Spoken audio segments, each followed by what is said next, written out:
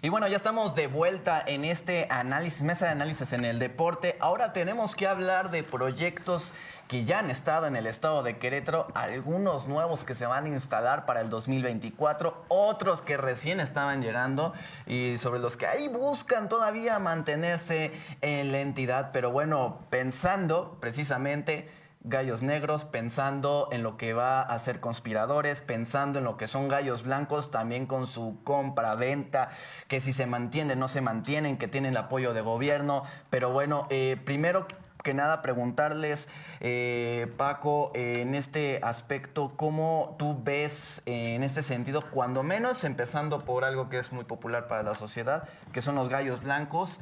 Esta curva, esta montaña rusa de ir ahí hacia arriba y hacia abajo, y que bueno, hay que reconocerlo, la pandemia le terminó impactando, ¿no? Sí, ¿no? Desde 2019, justamente terminando el torneo Apertura, ha sido una montaña rusa horrible de Gallos Blancos por el tema de la venta, de la compra de Grupo Caliente, como bien dices, la pandemia.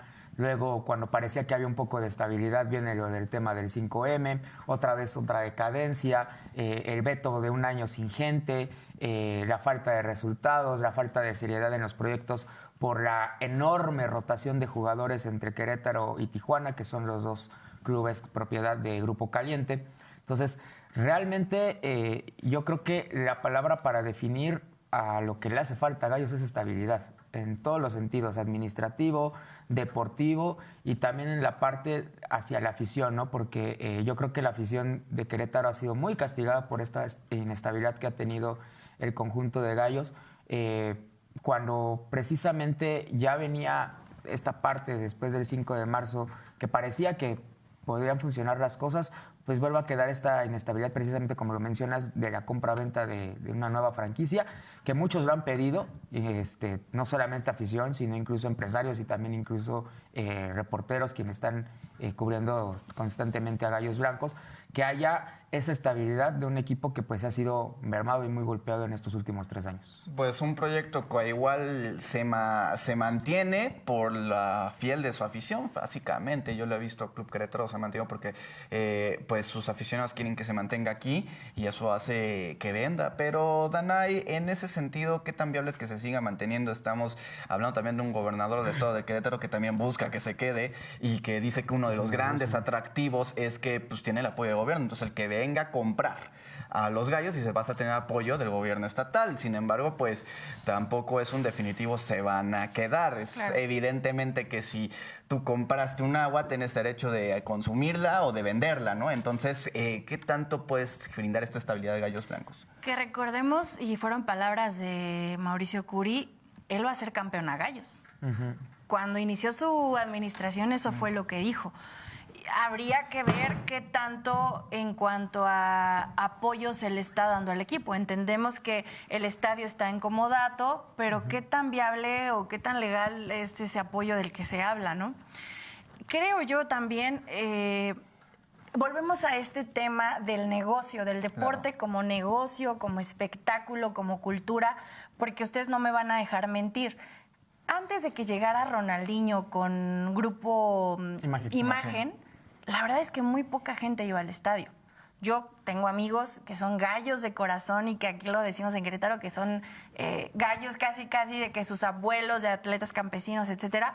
Pero ¿cuánta gente iba al estadio realmente? Tuvo que venir este cambio de imagen, este impulso de identidad, una figura como Ronaldinho para que la gente empezara a ir al estadio y se empezara a tomar como deporte profesional o un equipo profesional a Gallos Blancos. Creo yo, y se dice en muchos lados, que es una buena plaza. Me parece que sí, ubicación geográfica, en cuanto a costos, pero evidentemente parece una burla y es una burla para los aficionados queretanos que no pueden tener un sustento serio, una empresa o un empresario con seriedad que mantenga al equipo. Empezando por la Liga MX, que claro, ya desde hace mucho no es un proyecto serio, ¿no? Empezando desde que no tenemos descenso, ¿cuál es la competitividad en la Liga MX? Y además también está, bueno, menciona bien la liga, ¿no? Que los requisitos para tener una plaza en primera división son más exigentes que la propia Champions League, ¿no? Entonces, pues evidentemente te vas a hacer el balance y pues qué tanto fútbol le estás ofreciendo. Y mencionas un punto muy importante, qué tan impacto ha generado el conjunto queretano envuelto en escándalos. Recordemos, pasa la pandemia, ya se está estabilizando. Yo creo que Pensar ha sacado buenos jugadores, o está también en desarrollo, tanto en la femenil como en la varonil. Y se me ocurre el caso de Marcel Ruiz, se me ocurre Jordi Cortizo, que fueron, pero esos proyectos, esos trabajos se perdieron. A final de cuentas se perdieron porque pues llegó Caliente y quiso privilegiar a Tijuana, se los llevan a Tijuana, de ahí empiezan a hacer y deshacer, y en una ocasión cuando van a afrontar, si no mal recuerdo, un torneo en el 2020, 2021, analizas la plantilla de los Gallos Blancos, la mayoría proviene de la segunda división, sin cuestionar a los que pues estaban en ese entonces, pero ¿cómo esperas mantener un equipo en primera con un equipo de segunda, claro, ¿no? Entonces, en este sentido, pues mucha incertidumbre. Paco, ¿qué es lo mejor que le puede pasar ahorita a Querétaro? No, ahorita lo único que le pudiera favorecer a Gallos es que viniera un cambio de administración totalmente. O sea, el problema en la cabeza. O sea, simplemente hoy en día Gallos Blancos no tiene un presidente. Se fue Ares de Parga a la selección y dejó ahí el escritorio vacío. O sea, técnicamente, administrativamente hablando, no hay un presidente de Gallos Blancos de Querétaro. Desde ahí empezamos mal. Lo que mencionas del cambio de la plantilla, o sea, de la apertura 2019 al Guardianes 2020, solamente un jugador se conservó de esa plantilla que consiguió la histórica marca de los 26 puntos en 70 años de historia, ¿no? Y bien lo dice Danay, ¿no? A partir de la compra de Grupo Imagen entre 2013 y 2014 hasta el 2019, yo creo que fueron los mejores años en la historia del equipo queretano como tal. Ahorita, insisto, necesita un cambio administrativo porque también uno como jugador, y eso habría que preguntárselo a ellos, pero te dicen, vas a ir a jugar a Gallos Blancos y qué reacción puedes tener. Por un lado, sí, te acobija la afición. El tema, por ejemplo, de Pablo Barrera, que ha encajado perfecto con la afición, ha dado la cara en redes sociales de manera personal, ha estado presente, se ha podido encariñar precisamente con una afición, tomando en cuenta que ya también está en sus últimos años como deportista. Pero administrativamente ha sufrido mucho, incluso la propia plantilla de Gallos Blancos, por el escándalo de que tenían cuantos meses en adeudo, por el escándalo de que habían amenazado de no jugar la Leagues Cup, por todo este tema de lo perjudicado que se vio el club por el veto de un año sin tener afición en casa. Hoy en día muchos aficionados critican el tema de la seguridad en el estadio porque es muy estricto, no te dejan pararte, no te dejan gritar, no te dejan hacer nada prácticamente en algunos casos. Entonces, todo ese tema al final de cuentas es imagen y eso le afecta al club. Entonces, ¿qué necesita? Es un cambio administrativo totalmente desde la cabeza y de ahí empezar otra vez a alinear el tema de la plantilla, ver qué jugadores te sirven, qué jugadores no, volver al tema deportivo, fuerzas básicas, Gallos femenil, que también está muy abandonado el tema de la femenil. Entonces, insisto, con el tema de Gabriel Solares en su momento había un proyecto, estaba caminando de manera lenta, pero tienes estabilidad. Tenías estabilidad, tenías un dueño, tenías un presidente y tenías al final de cuentas hay dinámicas incluso del equipo con los jugadores, hasta con la propia prensa, ¿no? Pero ahorita prácticamente es día en que el señor Rambo Sosa no se ha parado frente a prensa. Y la manera en cómo presentaron a los jugadores de la plantilla el pasado torneo, casi con una pared de fondo de un baño, casi. Sí. Entonces, ni siquiera un back, o sea... Ni siquiera un back. Nada. Entonces fue como, pues aquí hay un cuartito, vamos a meterlos todos, y ahí fue la presentación. Entonces, realmente la situación administrativa hoy del Club Querétaro es el reto principal que se necesita afrontar. Y creo que donde hay mayor incertidumbre, porque puede haber cambio de administración dependiendo de quién asuma o quién sea el nuevo dueño del Club Querétaro. A final de cuentas, y yo sigo insistiendo, a pesar de que se tiene las mejores intenciones de que se mantenga la entidad queretana, si llega un comprador con un buen dinero, con un buen proyecto y me lo quiero llevar, no sé, Veracruz. Claro. Imagínate, Había rumores, hay ¿no? De rumores hecho. que, por ejemplo, ahí Fidel Curi que estaba buscando, si él decide y se le avala y se le busca y al final se alinean los astros y dice, tengo el dinero, lo compro y me lo quiero llevar a Veracruz, ¿cuál es el impedimento? Ahí el tema de Fidel Curi es que pues no hay estadio en Veracruz, sinceramente, y que Sí. está medio paso vetado de la Federación Mexicana de Totalmente. Fútbol. Claro. Que ese es otro, ¿no? Se sigue, aunque digan que ya no, ese famoso pacto de caballeros aplica también para los dueños. Que ahí yo no me preocuparía tanto, porque creo yo que un poco a lo mejor de este apoyo para Gallos Blancos por parte del gobierno del Estado, creo que va por ahí, ¿no? De que el equipo se quede. Ahora, creo yo también, mucho se habla y muchos aficionados también cuando les traen a jugadores que ya están en sus últimos años se quejan, pero yo me acuerdo mucho de esa generación de la cual salió Camilo Zambeso, de cómo vino Thiago Volpi de ser un completo desconocido, William da Silva, Ricardo da Silva, y la rompieron en el equipo. Creo yo que Gallos está más para traer jugadores donde aquí forjen una identidad, atraer estrellas como en Tigres, como en Cruz Azul, bueno, en Cruz Azul ya hace muchos años que no, Claro. pero en América, etcétera, ¿no?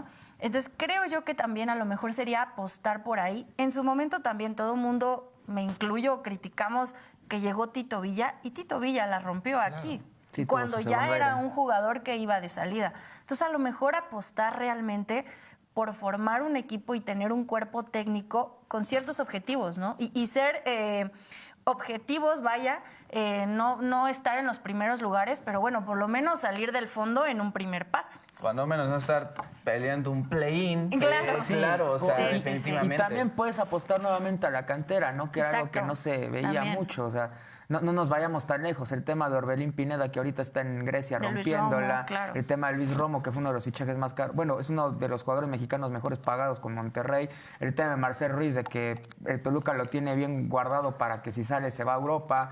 El tema de Jordi Cortizo, que hasta selección llegó. O sea, son jugadores hechos aquí en Querétaro, ¿no? Entonces, es recuperar toda esa parte, pero volvemos a lo mismo. Yo creo que es la parte administrativa, tener un buen equipo, y de ahí empieza. Los primeros logros que tuvieron la pasada administración fueron campeones de segunda división, fueron campeones de la sub-20, Sí. y de ahí se fue enfilando. Copa MX, final de la Liga MX, campeón de campeones, o sea, esa parte, Supercopa MX, perdón. Entonces, esa parte yo creo que también es fundamental, tener todo un proceso que te va a ir figurando poco a poco. Ahorita el tema de Edson Ayón, por ejemplo, medallista olímpico en Panamericanos 2023, que yo le critico mucho ese tema de que en selección la rompe, pero aquí en Querétaro le cuesta mucho trabajo encajar, ¿no? Entonces, pero hay competencia y hay jóvenes al final de cuentas que los estás metiendo pues al primer equipo, y al final de cuentas, la ironía de la vida, ¿no? Alguien que confía en los jóvenes queretanos hoy es director técnico de la selección mexicana. Efectivamente, y me recordaste también al caso Giovanni Dos Santos, ¿no? Que también en sus clubes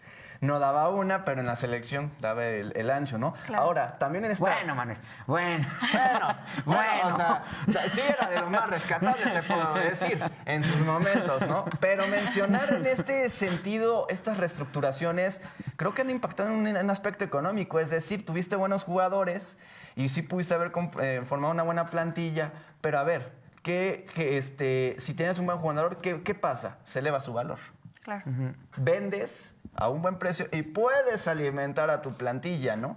Pero este romper estos proyectos ha implicado también ese derroche de dinero. Entonces, inclusive para el propio Grupo Caliente, que no entendió que había unos procesos con esos jugadores en Querétaro, se los lleva, los rompe y pues bueno, no les pudo sacar el mejor provecho, ¿no?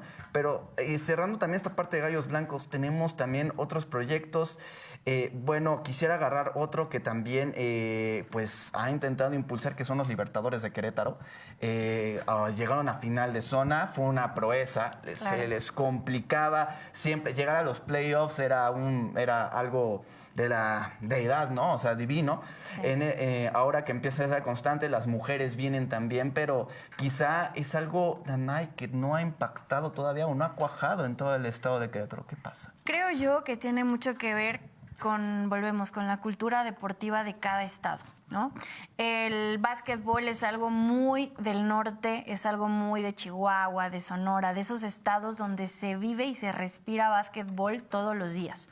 Creo yo que va por ahí ese tema, pero ojalá se pudieran dar la oportunidad, y no es por hacerle promoción a los Libertadores, pero de verdad ojalá se pudieran dar esa oportunidad, porque me parece que el logro que tuvieron ahora con el coach Iván Denis, y lo puedo decir también yo, que me tocó como vivir ese cambio de este nuevo proyecto que tienen. Trae un proyecto de academias también, o sea, eso te habla también de la seriedad que quieren darle al básquetbol en Querétaro. Hace una pausa nada más, estuviste dentro de los Libertadores, por eso sabe lo que está diciendo, estuvo trabajando dentro de este equipo, entonces pues entiende cómo está la conformación, pero continúa. Sí, te traes al técnico, al entrenador, al coach más ganador de la Liga Nacional de Baloncesto Profesional en México, evidentemente te va a dar resultados. Y sí, a lo mejor ahorita se quedaron como subcampeones de zona, pero es el primer año. Bueno, ni el primer año, es la primera temporada, ¿no? El siguiente año vamos a ver, porque el proyecto es muy fuerte. En el caso de la femenil también está creciendo, claro, que a mi gusto creo yo que a lo mejor falta por ahí una cabeza que dirija a las chicas, porque hay mujeres muy talentosas en el básquetbol. O sea, ahorita muchas de las Libertadores están jugando en Europa, están jugando en otras ligas fuera de México. Siento yo que les falta por ahí el coacheo y pues a lo mejor un poquito más de tema de marketing para que haya más acercamiento con la gente, con los niños. Es impresionante ver a los niños y a las niñas pidiéndoles fotos a las jugadoras, a los jugadores. Pero ojalá, porque al final el básquetbol también te brinda mucho espectáculo deportivo, pero también mucho espectáculo en cuestión de mercadotecnia, en cuestión de producción, o sea, es toda una fiesta ir al básquet, la verdad. Sí. Creo yo que a lo mejor más marketing por ahí estaría. Por ahí me lo habían dicho, ¿no? Que lo bueno es estar ahí porque el espectáculo sí, que se da, y sí, a nivel personal sí es lo que se termina haciendo en estos puntos, ¿no? Pero bueno, Paco, también hablamos de un proyecto que ya también tiene sus años, inclusive cambiando de nombres, logos, sí, pero se mantiene y al final de cuentas ha estado ahí, cuando menos presente, ¿no? Y yo creo que ahorita también se condiciona con el tema de la realidad del básquetbol mexicano, ¿no? Justamente este año se rompió una sequía de que la selección mexicana no lograba calificar al Mundial de la FIBA, ¿no?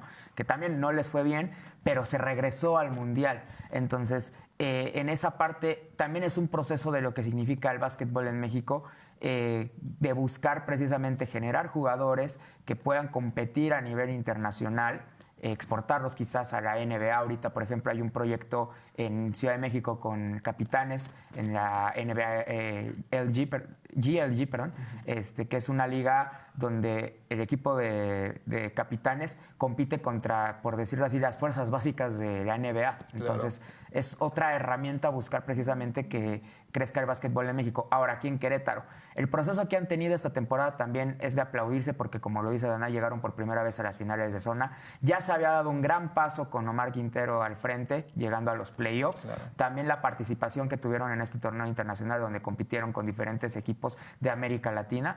Y yo creo que por ese lado va bien el básquetbol. El ambiente también vende muchísimo allá en el Arteaga. Yo creo que es un escenario que se adaptó bien al básquetbol. No es un escenario muy grande, pero al final de cuentas te alberga un buen espectáculo. Entonces yo creo que es esa parte de marketing por un lado, y por otro lado, pues es confiar también en el deporte ráfaga, ¿no? Porque la verdad, las veces que yo he tenido la oportunidad de estar ahí en el Arteaga, te la pasas muy bien, convives bien, y el nivel que ha tenido, yo creo que Libertadores después de la pandemia ha ido creciendo. Yo creo que es cuestión de tiempo para que en algún momento pues se puedan coronar por primera vez en la NBP. Perdóname, claro, algo que también, y me gustaría señalarlo, por eso los interrumpo, creo que confiar más en los jugadores y en las jugadoras mexicanas. También. Porque algo que no me gusta de la LNBP es de que te permite 4 extranjeros y un mexicano, al revés, perdón. 4 mexicanos y... cuatro extranjeros y un mexicano en jugando. ¿Qué pasa aquí? Que de repente ves a alguien de apellido Richardson que está como mexicano. Entonces, claro, creo yo que también apostar por jugadores y jugadoras mexicanas. Tenemos aquí en Santa Rosa Jáuregui, tenemos un semillero de basquetbolistas. Entonces, creo yo que también voltear a ver a eso y que la gente se identifique con quienes están jugando profesional. Mencionabas también otro aspecto que es fundamental. El estado de Querétaro quizá no es tan básquetbol, ¿Cómo le va a ir a Conspiradores? A ver, yo no conozco a mucha gente que sea fanática del béisbol. Claro. Ese es el punto. Digo, no que el deporte sea malo. No, ¿cómo le va a ir, Paco? Pues es un proyecto que trae el señor Francisco Orozco que pues busca precisamente regresar al béisbol a Querétaro. Sí va a ser un reto, precisamente, primeramente por el tema de la ubicación del estadio. Está prácticamente a 5 minutos del centro de Huimilpan. La entrada pues es una carretera de ida y vuelta prácticamente donde construyeron el estadio. Mi pregunta de manera personal, esto lo digo, es ¿dónde vas a alojar a los jugadores, tanto de local y de visita? ¿Cómo lo vas a hacer para los traslados? Porque está más cerca de Huimilpan que de la zona metropolitana, hablando Corregidora o Querétaro. Es un reto realmente lo que va a ser interesante el tema de Conspiradores. Primero en la parte de logística como gestión deportiva. Ya después de cómo le va a ir al equipo, eso ya es punto y aparte, pero primeramente es cómo vas a envolver a que el equipo se identifique por la gente. Y digo, por ejemplo, el tema de Libertadores, lo que hicieron con Gallos Blancos con el tema de la reta. Ese fue un tema, pues, para mí, muy bueno, ¿no? Porque al final de cuentas estás involucrando. No creo que vayas a poner a Camilo Zambeso a atrapar y a batear home runs, ¿no? Entonces, va a ser muy interesante cómo manejan todo ese tema de la gestión deportiva. Hay que esperar, es un proyecto nuevo también. Y al final se le está invirtiendo, porque construir un estadio de béisbol desde cero, pues al final de cuentas sí es algo de lana. Y habrá que ver cómo les va. Debutan precisamente contra el conjunto de Tigres y Quintana Roo allá en Cancún. Y posteriormente reciben a los Guerreros de Oaxaca. Danay, para ir cerrando ese tema. Pues como dice Paco, yo creo que es una incógnita también muy grande, tanto para prensa, aficionados, inversionistas, porque además el béisbol es un deporte caro, o sea, como espectador es un deporte caro, o sea, sumémosle el transporte, las entradas, que si me quiero echar la cervecita, que si quiero llevar a la familia, es un deporte caro. Entonces creo yo que es una gran incógnita. Sí hay afición de béisbol, a lo mejor no tanta, no se compara como en otros estados, pero te vas a Tlacote, te vas a Jurica, donde practican a San Pablo, el béisbol. Pero bueno, creo yo que es la gran incógnita del 2024, que es cuando debutan en la liga. Creo que eso va a ser algo que se tendrá que descubrir en el próximo año, y así que de lo interesante que se va a poner. Muchas gracias por su intervención y pues bueno, seguimos en Presencia Universitaria.